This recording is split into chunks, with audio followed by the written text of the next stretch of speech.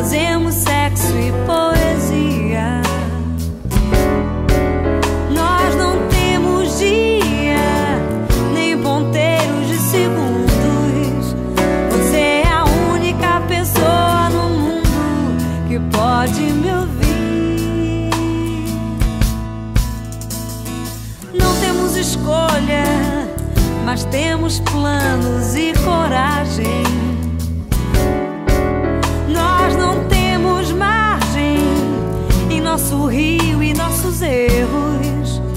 Quanto mais me desespero, mais eu berro, mais eu fico mudo. Você é a única pessoa no mundo que pode me ouvir.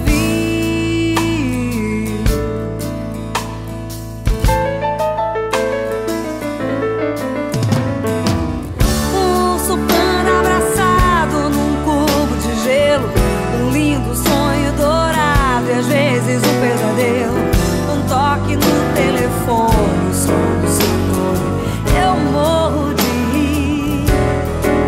Você é a única pessoa no mundo que pode me ouvir.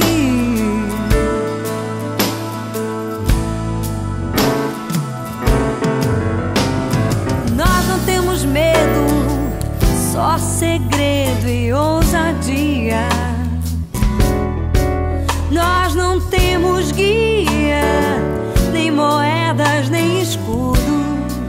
Você é a única pessoa no mundo que pode me ouvir.